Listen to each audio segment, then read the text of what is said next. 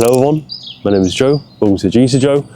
I did this recent photo shoot with this wonderful screenwriter. Her name is Holly, by the way, and I don't usually make videos about my headshot sessions or my headshot shoots that I do because they're usually quite basic and simple, you know what I mean? It's not really to learn from it, right? But this one's a little bit different because I've purely shot on film, so no digital at all, and also I shot in this interior scene with only natural light, so I had no artificial lighting at all, which is definitely a first for me, and this gave me some ideas of what I want to talk to you guys about in this video. So about a month or so back, Holly reached out to me because she wanted some headshots for her personal branding, you know what I mean, for her Instagram, website, all that type of stuff, right? And she expressed that she wanted something more creative and personal to her because she wanted to actually express her personality in the photos and rather have something like that compared to something like more bland corporate style headshots, you know what I mean? So cameras, what cameras did I use? Well, because I shot film, I had my Mamiya RB67, my medium format camera, my favorite camera in the world basically, right? And I also had this like little Canon 650, which is like a 35mm camera. It's quite new, it's like a 90s camera, right? And it has an EF mount, so I could use my more modern Canon EF lenses on it, and it had autofocus and everything like that. So it's basically like a digital camera, but it shot 35mm, which is quite neat. So in terms of film, I used Portra 800. I don't really want to use Portra 800 because it's so expensive. It was like £20 a roll, but I wasn't sure about the exposure and like the lights on the day. Like I wasn't gonna risk it and shoot like Portra 160 or Portra 400 or something like that because if it's too dark, you know what I mean? So Portra 800, I picked that just in case, and I'm happy I did pick it actually because I remember the settings I was using, it was still quite like, it was cool, still quite dark in there. I was shooting at like 1/25 of a second, f2.8, so it was like, I still actually needed a lot of light into the camera, so thank God I did get the Portra 800. So for the first few shots, we shot against this just like plain grey wall, you know what I mean? We used that as the backdrop.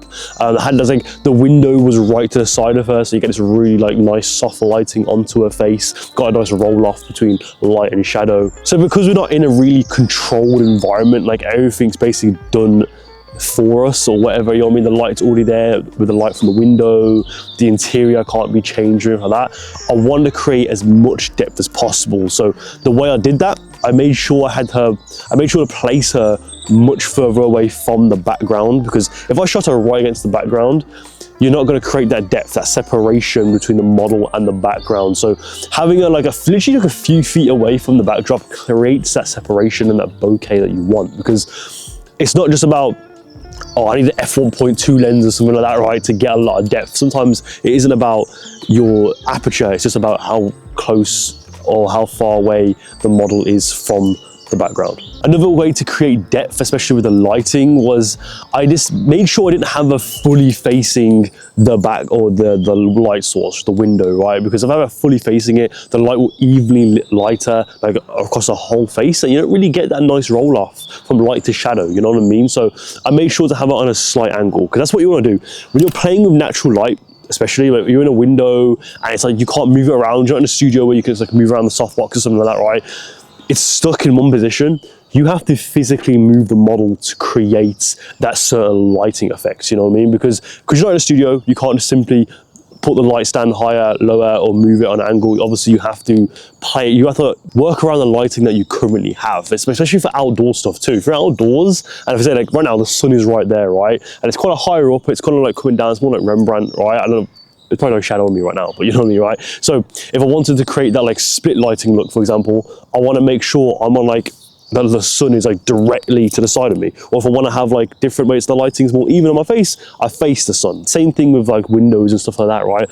If you want to create that more, while I wanted to create this more loop lighting effect where the light kind of gradually rolls off, so I made sure to have it on a slight angle facing away from the window, so you get that nice roll off, and you just get that nice depth, and it just looks much better than a flat, just like flat lighting, you know what I mean? And by the way, guys, sorry if you hear like chainsaws in the background, like because I think they're cutting down trees and something like that, so I've got like the noise cancellation mode on my mic, so hopefully you can't hear that, but you probably can in some parts of the video, so sorry about that.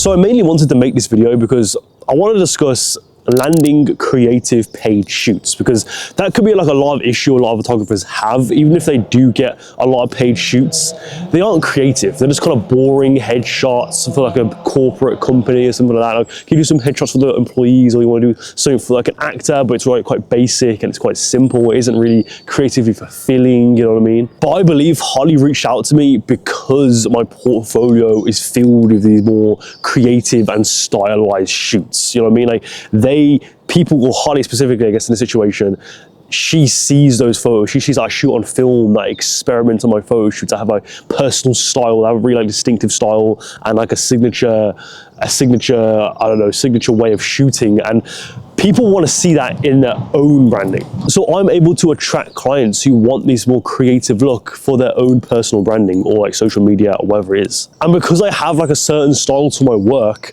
I feel much more comfortable with charging much more than I used to, or compared to other photographers on a similar skill level or experience level. You know what I mean, right? I don't have to play price war with everyone else. I don't have to have my prices be super competitive or anything like that, right? Because I have a look that no one else can replicate but me. So that makes me unique, and I can charge whatever I want.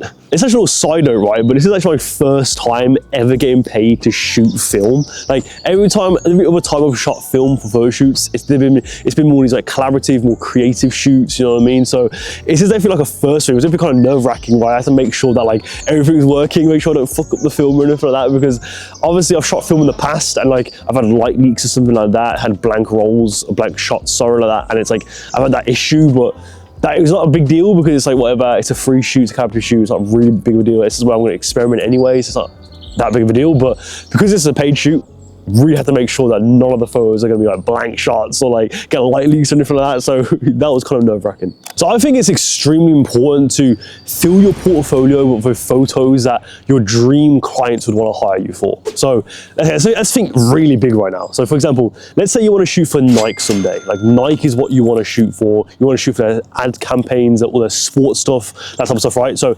from now on, you want to only shoot sports-related photo shoots. Like, all your photo shoots have to be in that similar genre or that niche. And so a way to kind of help you guide yourself with what type of work to create, look at your dream clients, look at what they're creating right now.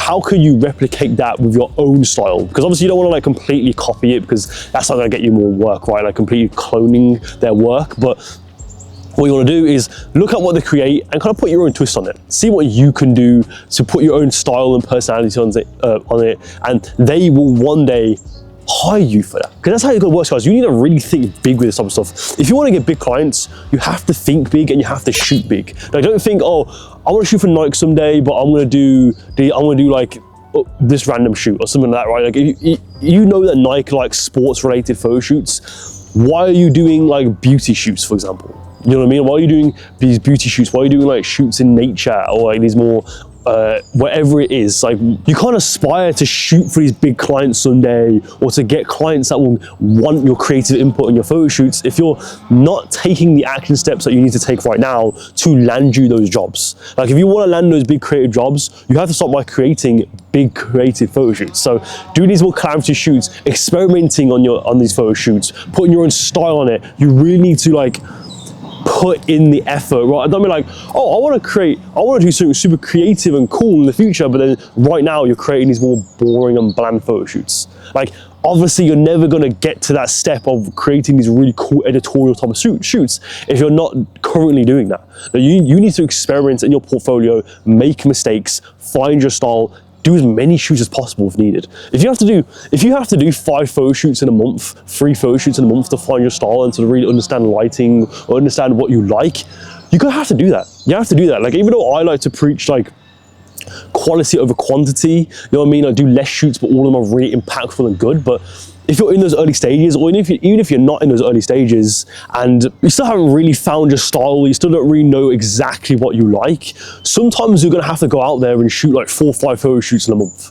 Like, you might have to do that to like find your style or to improve on your lighting or something like that. And then after you've done those shoots, hopefully you've eventually found what you like, and you can kind of stick to that from now on, and you can do less photo shoots, but each photo shoot is super impactful and something that could actually land you some clients. Like, obviously guys, I'm still on that journey to landing that big client. Like, I'm not acting like I'm this pinnacle of fashion photographers, a pinnacle of fashion photography. Like, I'm the best of the best. You should learn from me. Like, obviously you should learn from me if I'm in a higher position than you, but overall, like, I never claimed on this channel that I'm this massive, big fashion photographer that knows everything, you know what I mean? Like, I'm just teaching you guys what I know so far so you guys can make fast progress and get out of that rut that you may be in right now as a portrait or fashion photographer. So yeah, I'm still on that journey to landing that big client, but I'm taking those action steps. Every photo shoot I do now is super intentional, and it's like, how can that dream client, what would that dream client think of this photo shoot that we're gonna do? Like, I've got a couple of photo shoots coming up now,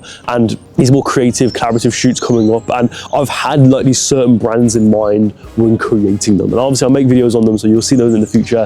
And yeah, I have that like certain brand or that certain client in mind from creating that photo shoot. And I guarantee you guys, like, by the end of the year or something like that, like, I will land my first like big client, and you will see that. I'm documenting my journey here. But yeah, I'm quite confident in the fact that I'm gonna land that big client someday, because I always experiment on my photo shoots. Like, I'm always trying to find my own distinctive style. Like, I'm always experimenting. I'm always trying to find that super creative way to take photos, you know what I mean? Like, I'm not playing it safe all the time, doing the exact same thing every single time. I'm trying new lighting techniques. I'm doing different locations, different color palettes, different lighting techniques, I just said that, or different themes. Like, I'm trying out so many new different things that, like, it's almost like impossible for people to not see that and be like, I want to hire you, you know what I mean? And guys, this is the exact knowledge that I teach you in my programs, my free program and my paid program. They're both linked below, by the way. In my free program, I just give you all the knowledge that you need to know to build your portfolio from the ground up, learn how to find your style, learn how to prepare for your photo shoots, create work that is actually meaningful, that will land you those big clients like I've been talking about throughout this entire video. It's also a community, so you get access to an amazing community. It's growing right now, it's in its growing stages. At the moment, it's about just over 30 people in there. So guys, join and just click the top link below, join today, say hi, introduce yourself, let us know who you are, and I might have a little surprise for you if you join today, so definitely join today. I'm just giving out knowledge that I wish I had when I first started doing portrait photography, or when I was stuck in a rut about like a year or so back. So yeah, click the top link below and join today. It's completely free, so yeah, join. And once you're ready, guys, feel free to check out the second link in the description, which is my paid online community, Photo Genius University. In that one, I'll literally just hold your hand in your journey to success as a portrait photographer. I'll tell you exactly what you need to do right now in your personal situation to make the fastest progress possible. I will guide you into creating the best work that you can create, find your style, all that type of stuff. So guys, obviously if you're ready, if you want more personal advice, more personal training, that is second link below. Anyway guys, that's it for the video. Thank you for watching. Hope you guys found this useful. Like, subscribe, comment. Don't forget to check out my programs in the link below. Click on any of these videos here to learn more about portrait photography. I'll see you next time, guys. Goodbye.